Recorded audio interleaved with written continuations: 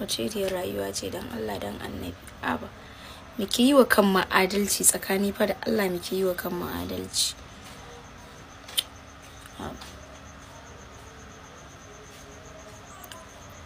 Waƙoƙin da suke na batsa a cikin TikTok, mawaƙan nan namu na yanzu da suke baya ma an san yanzu cewa idan mutum yayi waka top trending a TikTok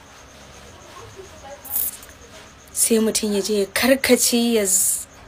karkace ya goce ya waka wacce kai kanka in ka ji ta kasancewar abin nan, amma dai kawai shi kenan an cewa a sosa baya yana ciwo kun ce wai za ta lalata tarbiyyar mu gaya wa kanmu gaskiya.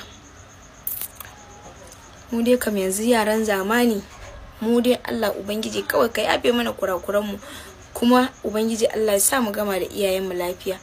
Amma tarbiyyar da iyayen mu suke bamu, in wani abin ne wata ma in ta fita ai bai kamata ma ta abin nan ba, suna bamu tarbiyya sosai.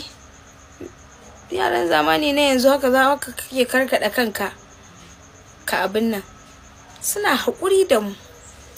Waka ba za ta lalata tarbiyya ba, kuma waka bata isa ta lalata wai yaran da aka ba wa tarbiyya a gida ba, wallahi duka a'a. Duk wanda kaga ya lalace zama iska, daman tun can to daman can yana son iskancin, ko kuma daman can yana so ya zama dan iska.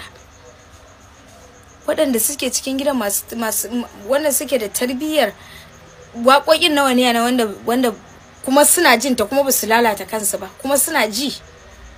Amma sai kawai ka wata magana ba za na cewa wai wani cas mun hauwar yanzu kuma za mu hau cas, za mu hau a sosa. Allah samu wani mai fito ya mana waka ta wata ma ba.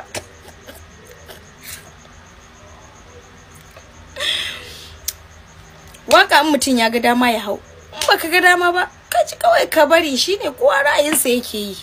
Haba bayana na yi mini ciwo, bayana na yi mini ciwo, bayana kamar wani dan abin mini yawo sosa.